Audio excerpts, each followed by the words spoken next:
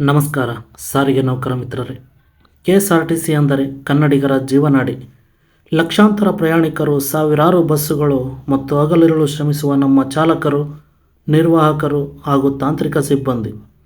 ಆದರೆ ಇಷ್ಟೊಂದು ದೊಡ್ಡ ಸಂಸ್ಥೆಯನ್ನು ಮುನ್ನಡೆಸುವುದು ಸುಲಭದ ಮಾತಲ್ಲ. ನೌಕರರ ನಡುವೆ ಶಿಸ್ತು ಕಾಪಾಡುವುದು ಕೂಡ ಅಷ್ಟೇ ಮುಖ್ಯ. ಯಾವುದಾದರೂ ನೌಕರನ ಮೇಲೆ ಶಿಸ್ತು ಕ್ರಮ ಜರುಗಿಸಬೇಕಾದರೆ ವಿಚಾರಣೆ ಅಥವಾ ಎನ್ಕ್ವೈರಿ ನಡೆಯುತ್ತದೆ. ಆಗ ಆ ನೌಕರನಿಗೆ ತನ್ನ ಪರವಾಗಿ ವಾದಿಸಲು ಇನ್ನೊಬ್ಬ ನೌಕರನನ್ನು ಸಹಾಯಕ್ಕೆ ಕರೆಯುವ ಹಕ್ಕಿರುತ್ತದೆ. ಇದನ್ನೇ ಸಹೋದ್ಯೋಗಿ ಅಥವಾ ಕೋ-ವರ್ಕರ್ ನಿಯಮ ಅಂತಾರೆ. ಆದರೆ 1996-97ರ ಸಮಯದಲ್ಲಿ ಈ ಒಳ್ಳೆಯ ನಿಯಮವನ್ನು ಕೆಲವರು ಹೇಗೆ ದುರ್ಬಳಕೆ ಮಾಡಿಕೊಂಡರು ಗೊತ್ತಾ? ಬರೋಬ್ಬರಿ 150ಕ್ಕೂ ಹೆಚ್ಚು ಕೇಸುಗಳನ್ನು ಒಂಟಿ ಕೈಯಲ್ಲಿ ನಿಭಾಯಿಸುತ್ತಿದ್ದ ಪ್ರೊಫೆಷನಲ್ ಸಹೋದ್ಯೋಗಿಗಳು ಸೃಷ್ಟಿಯಾಗಿದ್ದರು. ಇದರಿಂದ KSRTCಗೆ ಎದುರಾದ ಸಂಕಷ್ಟಗಳೇನು ಮತ್ತು ಇದನ್ನು ತಡೆಯಲು ಆಡಳಿತ ಮಂಡಳಿ ತಂದ ಆ 3 ಮಾಸ್ಟರ್ ಸ್ಟ್ರೋಕ್ ಸುತ್ತೋಲೆಗಳು ಯಾವುವು? ಬನ್ನಿ ಇವತ್ತಿನ ವಿಡಿಯೋದಲ್ಲಿ ಸಂಪೂರ್ಣವಾಗಿ ತಿಳಿದುಕೊಳ್ಳೋಣ. ಮೊದಲಿಗೆ ನಾವು 1971ರ ನಡತೆ ಮತ್ತು ಶಿಸ್ತು ನಿಯಮಾವಳಿಯನ್ನು ಅರ್ಥ ಮಾಡಿಕೊಳ್ಳಬೇಕು. ಇದರ ನಿಯಮ 23(8) ಪ್ರಕಾರ ವಿಚಾರಣೆ ಎದುರಿಸುತ್ತಿರುವ ಯಾವುದೇ ನೌಕರ ತನ್ನ ಪರವಾಗಿ ಮಾತನಾಡಲು ಅಥವಾ ಕಾನೂನು ಸಹಾಯ ಮಾಡಲು ಸಂಸ್ಥೆಯಲ್ಲೇ ಕೆಲಸ ಮಾಡುತ್ತಿರುವ ಇನ್ನೊಬ್ಬ ನೌಕರನನ್ನು ಸಹೋದ್ಯೋಗಿ ಕೋ-ವರ್ಕರ್ ಆಗಿ ನೇಮಿಸಿಕೊಳ್ಳಬಹುದು. ಇದು ನೌಕರರ ಹಿತರಕ್ಷಣೆಗಾಗಿ ತಂದ ಬಹಳ ಒಳ್ಳೆಯ ಕಾನೂನು. ಆದರೆ 90ರ ದಶಕದ ಮಧ್ಯಭಾಗದಲ್ಲಿ, ಅಂದರೆ 1996ರ ಹೊತ್ತಿಗೆ ಏನಾಯಿತು ಗೊತ್ತಾ? ಕೆಲವು ನೌಕರರು ಇದನ್ನೇ ಒಂದು ಪಾರ್ಟ್ ಟೈಮ್ ಅಥವಾ ಫುಲ್ ಟೈಮ್ ಕೆಲಸವನ್ನಾಗಿ ಮಾಡಿಕೊಂಡರು. ಒಬ್ಬ ನೌಕರ ಬರೋಬ್ಬರಿ 100ರಿಂದ 150 ಕೇಸುಗಳಲ್ಲಿ ಸಹೋದ್ಯೋಗಿಯಾಗಿ ಹಾಜರಾಗಲು ಶುರು ಮಾಡಿದ. ವಿಚಾರಣೆಗೆ ಹಾಜರಾಗಲು ಇವರಿಗೆ OOD official on other duty ನೀಡಲಾಗುತ್ತಿತ್ತು. ಅಂದರೆ ಇವರು ತಮ್ಮ ಮೂಲ ಕೆಲಸವಾದ ಬಸ್ ಓಡಿಸುವುದನ್ನು ಅಥವಾ ಟಿಕೆಟ್ ಕೊಡುವುದನ್ನು, ಸ್ಪಾನರ್ ಹಿಡಿಯುವುದನ್ನು ಬಿಟ್ಟು ಇಡೀ ತಿಂಗಳು ಕೇವಲ ವಿಚಾರಣೆಗಳಿಗೆ ಹೋಗುವುದರಲ್ಲೇ ಬ್ಯುಸಿಯಾಗಿಬಿಟ್ಟರು. ಇದರ ಪರಿಣಾಮ ಏನಾಯಿತು? ಡಿಪೋಗಳಲ್ಲಿ ಸಿಬ್ಬಂದಿಯ ಕೊರತೆ ಶುರುವಾಯಿತು. ಡ್ರೈವರ್, ಕಂಡಕ್ಟರ್ ಇಲ್ಲದೆ ಬಸ್ ಶೆಡ್ಯೂಲ್ಗಳು ರದ್ದಾಗತೊಡಗಿದವು. ವಿಚಾರಣೆಗಳು ತಿಂಗಳುಗಟ್ಟಲೆ ಎಳೆಯಲು ಶುರುವಾದವು. ಏಕೆಂದರೆ ಈ ಫೇಮಸ್ ಕೋ-ವರ್ಕರ್ಗಳಿಗೆ ಬೇರೆ ಬೇರೆ ಊರುಗಳಲ್ಲಿ ಬೇರೆ ಬೇರೆ ಕೇಸುಗಳಿದ್ದವು. ಇವರು ಬಿಡುವು ಮಾಡಿಕೊಂಡು ಬರುವವರೆಗೂ ವಿಚಾರಣೆ ಮುಂದೂಡಲ್ಪಡುತ್ತಿತ್ತು. ಈ ಸಮಸ್ಯೆಗೆ ಬ್ರೇಕ್ ಹಾಕಲೇಬೇಕಾದ ಅನಿವಾರ್ಯತೆ KSRTC ಆಡಳಿತ ಮಂಡಳಿಗೆ ಎದುರಾಯಿತು. ಮಾನವ ಸಂಪನ್ಮೂಲ ಹೀಗೆ ವ್ಯರ್ಥವಾಗುವುದನ್ನು ಗಮನಿಸಿದ KSRTC 26ನೇ ಅಕ್ಟೋಬರ್ 1996ರಂದು ಮೊದಲ ಅಸ್ತ್ರ ಪ್ರಯೋಗ ಮಾಡಿತು. ಅದೇ ಸುತ್ತೋಲೆ ಸಂಖ್ಯೆ 970. ಈ ಸುತ್ತೋಲೆಯಲ್ಲಿ ಆಡಳಿತ ಮಂಡಳಿ ಅತ್ಯಂತ ಕಟ್ಟುನಿಟ್ಟಿನ ಸೂಚನೆಗಳನ್ನು ನೀಡಿತು. ಮೊದಲನೆಯದಾಗಿ, ಡಿಪೋಗಳಿಂದ ವಿಚಾರಣೆಗೆ ಅಂತ ಹೋಗುವ ನೌಕರರ ಓಡಾಟದ ಮೇಲೆ ನಿಗಾ ಇಡಬೇಕು. ಅವರು ಯಾವಾಗ ಹೋಗುತ್ತಾರೆ, ಯಾವಾಗ ವಾಪಸ್ ಬರುತ್ತಾರೆ ಎಂಬುದರ ಬಗ್ಗೆ ಸ್ಪಷ್ಟ ದಾಖಲೆ ಇರಬೇಕು.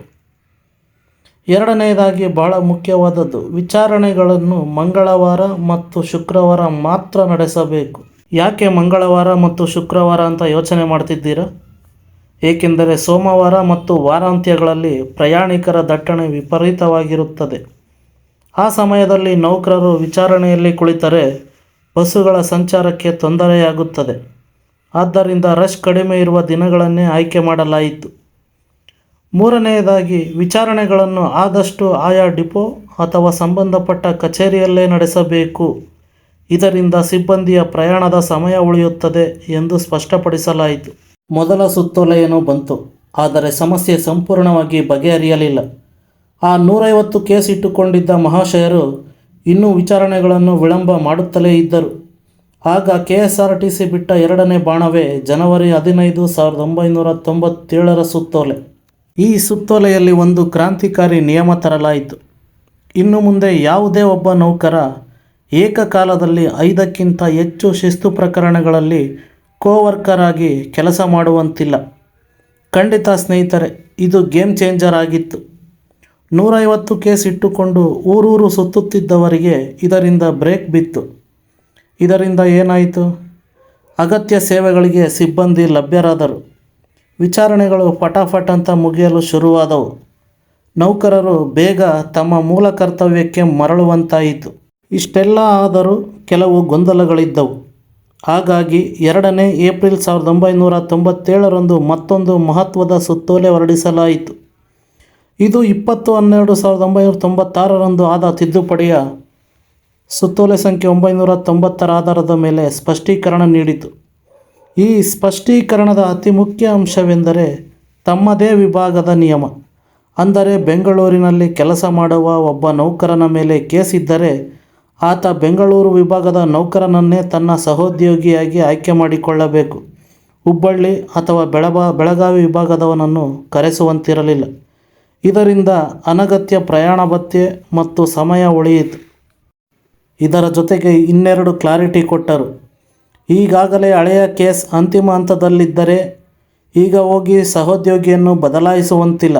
ಯಾಕೆಂದರೆ ಇದರಿಂದ ಮತ್ತೆ ಮೊದಲಿನಿಂದ ವಿಚಾರಣೆ ಮಾಡಬೇಕಾಗುತ್ತದೆ ಎಂದು.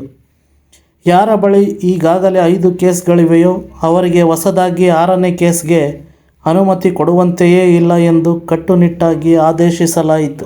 ನೋಡಿದ್ರಲ್ಲ ಸ್ನೇಹಿತರೆ, ಆಡಳಿತಾತ್ಮಕವಾಗಿ 1996-97ರಲ್ಲಿ ಹೊರಬಂದ ಈ 3 ಸುತ್ತೋಲೆಗಳು KSRTCಯ ಶಿಸ್ತು ವಿಚಾರಣಾ ವಿಭಾಗದಲ್ಲಿ ಎಷ್ಟು ದೊಡ್ಡ ಬದಲಾವಣೆ ತಂದವು ಅಂತ. ಒಟ್ಟಾರೆಯಾಗಿ ಹೇಳಬೇಕೆಂದರೆ KSRTCಯ ಈ ನಿರ್ಧಾರದ ಹಿಂದೆ 3 ಮುಖ್ಯ ಉದ್ದೇಶಗಳಿದ್ದವು. ಮಾನವ ಸಂಪನ್ಮೂಲ ವ್ಯರ್ಥವಾಗುವುದನ್ನು ತಪ್ಪಿಸುವುದು, ನೌಕರರು ಕೆಲಸ ಮಾಡದೆ ಕೇವಲ OODಯಲ್ಲಿ ಕಾಲ ಕಳೆಯುವುದನ್ನು ನಿಲ್ಲಿಸುವುದಾಗಿತ್ತು, ವಿಚಾರಣೆಗಳನ್ನು ವೇಗವಾಗಿ ಮುಗಿಸುವುದು, ಒಬ್ಬರೇ 100 ಕೇಸ್ ಇಟ್ಟುಕೊಂಡು ವಿಚಾರಣೆ ವಿಳಂಬ ಮಾಡುವುದನ್ನು ತಪ್ಪಿಸುವುದು, ಗರಿಷ್ಠ 5 ಕೇಸ್ಗಳಿಗೆ ಮಿತಿಗೊಳಿಸಲಾಯಿತು, ಸಂಪೂರ್ಣ ನಿಯಂತ್ರಣ ತರುವುದು, ಸಹೋದ್ಯೋಗಿ ತನ್ನದೇ ವಿಭಾಗದವನಾಗಿರಬೇಕು ಎಂಬ ನಿಯಮ.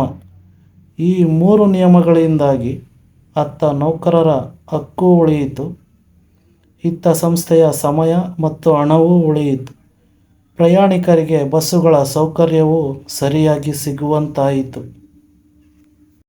ಒಂದು ಸಣ್ಣ ನಿಯಮದ ದುರ್ಬಳಕೆಯು ಎಂಥ ದೊಡ್ಡ ಮಟ್ಟದ ಪರಿಣಾಮ ಬೀರಬಹುದು ಮತ್ತು ಅದನ್ನು ಒಂದು ವ್ಯವಸ್ಥಿತವಾದ ಆಡಳಿತ ಹೇಗೆ ಸರಿಪಡಿಸಬಹುದು ಅನ್ನೋದಕ್ಕೆ KSRTCಯ ಈ ಸುತ್ತೋಲೆಗಳೇ ಉತ್ತಮ ಉದಾಹರಣೆ.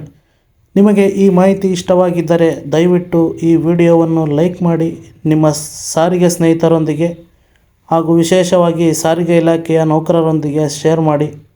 ಇದೇ ರೀತಿಯ ಇಂಟ್ರೆಸ್ಟಿಂಗ್ ಮಾಹಿತಿಗಳಿಗಾಗಿ ನಮ್ಮ ಚಾನಲ್ಗೆ ಸಬ್ಸ್ಕ್ರೈಬ್ ಆಗೋದನ್ನು ಮರಿಬೇಡಿ.